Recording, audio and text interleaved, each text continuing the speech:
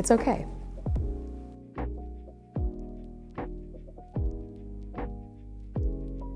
Hi, my name is Paravi. I am 20 years old. My pronouns are she, her, hers, and I am a student studying musical theater, but also hopefully a singer. I think I've been feeling about 75% confident lately, which is a pretty good number for me. I think a lot of that stems from just really taking some time to reflect and really think about who I want to be and how I've been acting and if I've been showing that correctly. Because I think one of the most important things to me is to be a good person, and I think a lot of my confidence stems from that. So when I feel like I'm not being the best type of person that I can be, the kindest, the most generous, the most real, then I feel like that's when my confidence wavers, because then there's something that's, not rock solid. So just waking up and trying my best. Mental health affects my relationships a lot of the time, I would say. I think since moving to LA, I've found some really true, honest friends and people that I know will be with me for the rest of my life, which is the most amazing feeling ever. But at the same time, I think personally, the mental health issues that I had in high school and growing up outside of LA, outside of a very accepting community, have affected how I interact with my current friends, Those insecurities tend to still be there.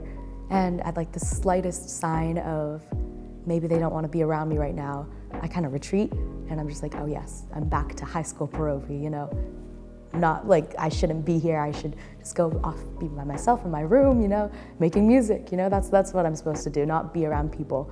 But I'm a very social person and I love talking to people and I love making new friends, but it's hard sometimes when those past issues come about and start sabotaging your current really awesome relationships.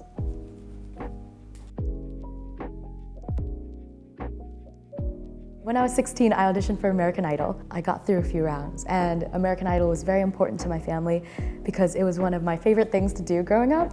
I would watch our little 90s television set somewhere in Ohio and sing in my little karaoke machine along with the contestants. And it was just something that my family loved to do. It was a ritual. So as soon as I turned of age to audition, I did, and I got through a few rounds, and I came to Hollywood for the first time. Sooner or later, I'd be back for college, but at the time, it felt like it was everything. And, I was just 16. I was junior year of high school, something like that, and doing this crazy thing that took me out of a small town in Virginia, and I got cut. I got eliminated at the first round of Hollywood Week. So I spent maybe 2 days in Hollywood, and then I was back in Virginia. I felt so defeated, and I felt like I had just, I blew it, the one shot I was gonna have. And it took me a while to get over that. To make matters worse, my father was in the hospital with some unknown reason, getting misdiagnosed, and I had made my family drag them out here across the country to California. So many things were just going wrong. And I felt the loneliest I've ever felt, the most to blame that I've ever felt. The guilt that I carried with me at 16 years old was insane. This is all backstory to show that if I could talk to my 16-year-old self, I would say that it's not her fault.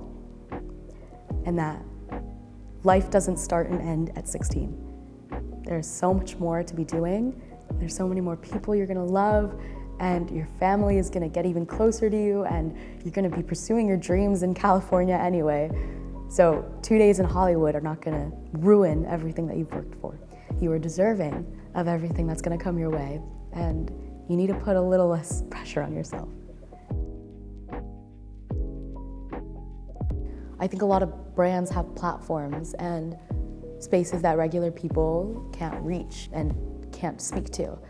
So just literally using other people's voices and uplifting them in that way, giving them the chance to speak about their experience and about what they want to change and what they want to do, and allowing them to take up your space for a moment. I think that's just the best way to share a platform, to share a brand, to share something that you've built, because then it stays true and grounded, I think, and the people care more. It's okay.